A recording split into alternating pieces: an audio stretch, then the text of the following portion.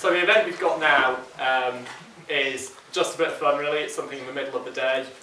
We've invited a raft of speakers from hopefully varying political perspectives to have a fight.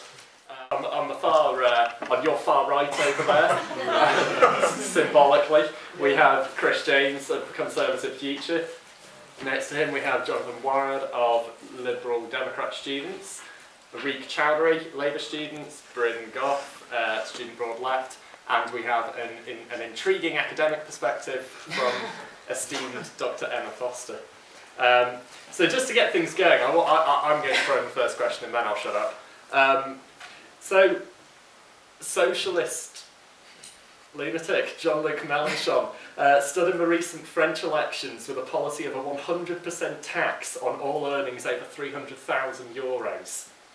Would this be a good policy for the UK to adopt, and why? So, Chris James. I think 100% tax is slightly extreme. I know during the 70s and 80s we did get to the point where Ozzy Osbourne made comments about 98% tax being sort of terrible for him. I think any money that comes into the state has got to be good. But I don't think 100% tax is brilliant. But over £300,000, it is excessive. You've got to look at today's society and actually go, if you're earning that much money, surely you should be in the best position to generate back, so give back into the state to fund welfare. Maybe 60% would be a more realistic figure for me. Interesting. You weren't expecting an answer. Harry? Well, from like an economic point of view, if you have 100% tax over 300,000, no one's going to really want to earn over that much because they don't get to keep it. So from that point of view, I wouldn't say it's a great idea. But I do think we should have like greater contributions to the state from the richer in society, because my point of view is that everyone's got a responsibility. So wouldn't know an exact figure, but maybe your 60% wouldn't be too bad. But like, obviously I don't know the details of this, how this tax would work and stuff, but presumably if you earn over 300,000. No, I mean like who it would affect, like how much it would generate and stuff like that. But and essentially what it is, it's an argument that nobody earns over £300,000, which is because no one would really do it. You don't get to be earnings over it. But anything to add? Well, I'm a bit hesitant to support any cap on income, purely because if you're not going to earn 300,000 or more than that here, you just go elsewhere. So I don't think that really addresses that issue. I think that obviously the wealthier you are, the more you're able to pay, so it should be redistributing income. But any taxes should go towards addressing the deficit and addressing the cuts and helping the poorer society, rather than being sucked into government bureaucracy, which is where most taxes usually end up. So there has some excellent sort of mechanism to ensure that the money raised from that goes towards the lower society, not in terms of other projects that get wasted. So there's this line coming across, but if you earn over that much, you won't live it. You'll go elsewhere. It's quite plausible that there are reasonable arguments to say that this kind of system could only be properly beneficial provided that we have some kind of better controls on tax avoidance, on tax havens and things like that. I also think this kind of policy could also have some kind of causal power for influencing governments or giving governments the incentive to bring about those measures in the first place in a way that there isn't as much incentive in the status quo. But for the sake of the question, I'm going to bracket those a little bit. I think that one of the main reasons why this policy from a kind of UK perspective seems a bit out there is because of some kinds of fears of this being representative of a broader intrusion of government into people's lives in ways that potentially kind of don't sit well. I think one of the ways in which this policy would actually be really great is in exploding some of those conceptions. So I think that once this policy was in place and it was demonstrable that you can live a perfectly reasonable standard and quality of life on 300 grand, right, a year, I think that would be immensely backing up, or that would immensely back up the kinds of arguments that we on the left make about incredibly ridiculous lifestyles and exploitation being justified on the grounds of freedom. I think there is a danger, however, in this policy if it was to be sort of instantly implemented in the UK, insofar as we would potentially lose what we have now, which is kind of the business owners having some kind of having excess income and having a direction of where their company goes and how they spend their money and all of that sort of stuff, which can in some senses be beneficial, definitely more beneficial than say where I assume where people would hide a lot of their money, because no one would take a salary of over 300 grand if they say owned a company or something like that. The money would just be back into the company. I think that has a danger of forcing businesses even more towards a kind of public limited company model, which is bad because those businesses are necessarily self-interested because of the fiduciary duties of corporate boards to their shareholders. I think that's a danger that we need to recognise. But in principle, I think it's great, and no one should expect to earn more than 300 grand. It's ridiculous. Do you think that there's an attitude change involved then? I think I come from a tax haven. Do you know that? It's my guilty secret. I come from the Isle of Man, the most rainy, miserable tax haven there is. If you want to store your money and go on holiday to the place, don't go there. But that reminds me that you need a global agreement to stop that moving elsewhere issue, this idea that people will go elsewhere with their money. There needs to be global agreements financially to sort out reallocation of wealth. There needs to be global reallocation of wealth.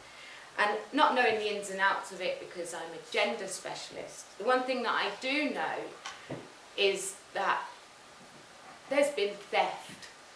There is a group of people that have stolen money from another group of people, a larger group of people who do all the work. And if we get any chance to relinquish that wealth from them at 100% tax, then I think we should do that. I think we should do it immediately, everywhere, globally, now.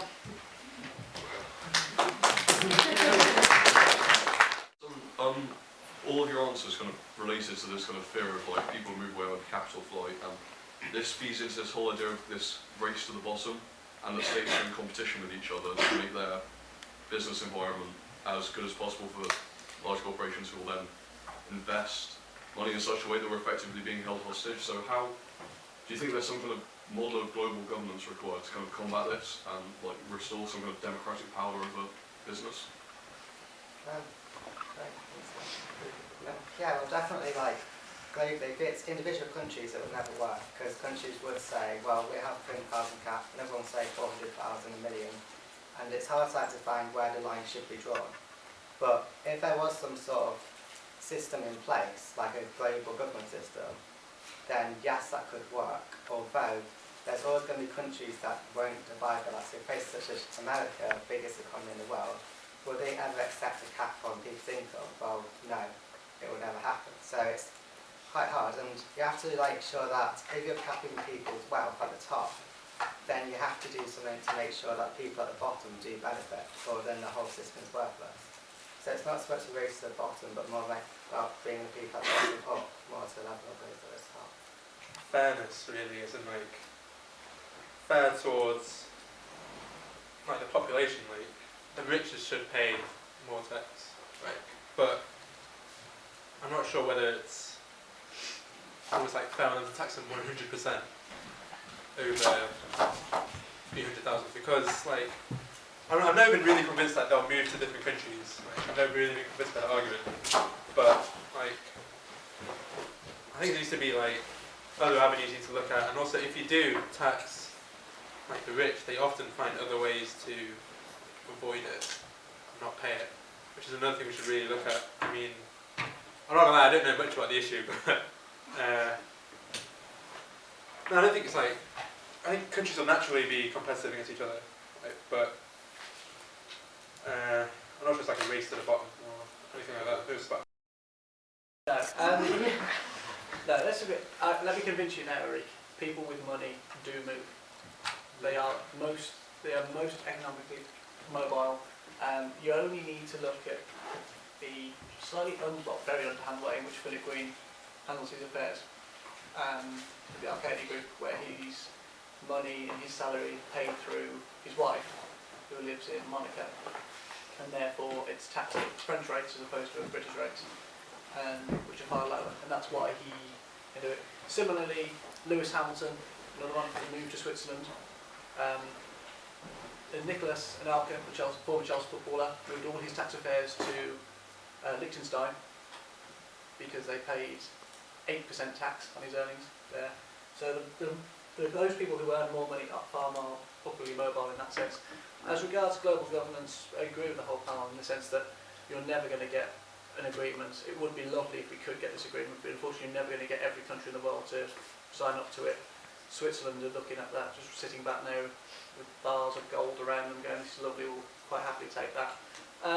But I still don't think this £300,000 figure, whilst nobody, I agree with Bryn that £300,000 is an extortionate amount of money for certain individuals to make. I can't say for the life of me how 100% tax would work still on it. Longest hand's been up. This is relation to the moral point of view. I've noticed, like, in general and in what people said, like, an awful lot of focus on money as just something that's good, like that we want more money, and if we raise taxes this much we'll have more money, de facto good, or no, because they'll leave the country and then we'll have less money, de facto bad. But, and I wonder if there's like a problem in seeing money as something that's not to be used, if you see what I mean? And I think it's Bhutan has an interesting concept, which is the concept of rather than focusing on maximising their GDP, they try to maximise their GNH, which is this idea they come up with, which is this measure of gross national happiness. So that's what, well, I mean, they have a king, so I wouldn't love it there. But they try to focus on increasing gross national happiness. And I wonder if the focus on the economy as something that like is important in and of itself is a problem with politics. What the panel thought. Really interesting perspective, and Chris is getting excited again, but I just want to take some more audience questions. Yeah, go ahead. Yeah. Okay, for a start, surely a little bit needs to be looked at in finance terms with the whole deregulation and all the ring fencing that Thatcher did a glorious job of basically getting rid of.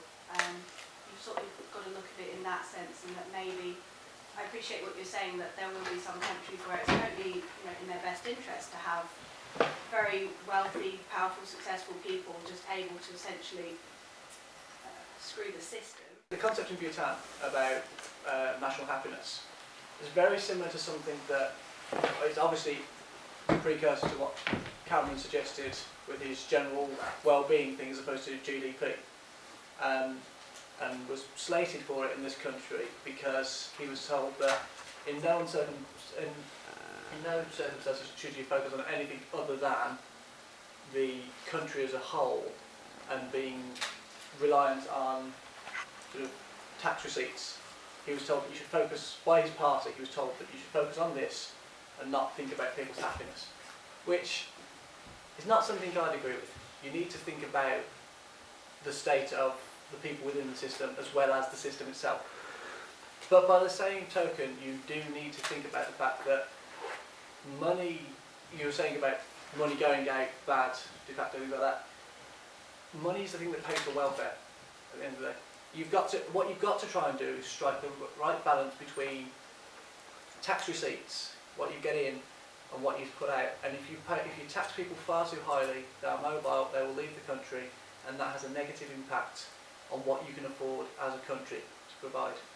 If you're in a situation where your export levels are far too low, and all you're doing is importing, like we have at the moment, where we seem to be importing far more than we should be, you get to a point where your tax receipts from personal tax and from corporation tax are the things that are paying for welfare, for schools, for education, things like that. And you need to make sure that you strike a right balance. There's quite a lot of people who are in comparatively maybe 500,000 a year or whatever. I'm always suspicious of random numbers and there's a curve, it goes like this. 45 and 50 aren't random numbers. 50 was the tax rate, and it's being lowered to 45. But yeah, and so at 50%, how many people left the country? Exactly. We need the figures before we can pick out a real number. Like I said, I wouldn't know what the benefits of each figure would be and what the right figure is without the statistics in front of me. The 50% figure though was dropped because the OBR looked at it and decided that the OBR advised the government saying that at 50% tax receipts were far lower than they could have been at 45%. That's why the government, the coalition, decided to drop it to 45%. Was that their recommendation? That tax receipts were far lower than they could have been? Or was it that tax receipts weren't as high as they predicted that they would be? It was a combination of both. The OBR said, the OBR said that the receipts were far lower than they were expecting, than would be expected, and they were far lower than they could be as well. Okay. Emma, do you have anything to add? I don't have anything to add to any of that. I've got a different take on that. Susan, I agree with you. My favourite index is the Happy Planet Index. That's my absolute favourite. I love indices, and that's my favourite index. So I like the gross national happiness, kind of using that as a model. And also, everybody knows that GDP doesn't equal other forms of development other than economic development, doesn't offer human development. You look at the case of India and China and so on. So we know that doesn't work. But what I wanted to actually talk about was, you said the problem is that people see money as something not to be used, and how I understand that is something to be accumulated, saved and stored. I mean, just people say tax receipts will go down or will go up, and that therefore that's the route you should take, the one that means that they're up, as opposed to maybe in a poorer country, everyone would have less disposable income, but everyone would have a college degree and free healthcare and like time with their kids. You know. The way in which we think about money, and I think like Marxist theories of reification would offer like, well, a lot cleverer analysis than I could really give. But I wanted to talk a little bit about the happiness thing. So I think Bhutan's like measure, Bhutan is itself, or like the king is himself, kind of embroiled in like a ton of human rights stuff. Like nasty stuff, which you actually told me about. So we don't want to go too far on that, but I think even borrowing the model poses some kind of methodological problems. So happiness, for example, is a system that can be kind of gamed more effectively by participants to the index production in a way that sort of GDP figures can't be as much, although potentially they can be. I don't know, I'm not a political economist. But I think that on a more practical approach than the happiness index might be just less to do with central states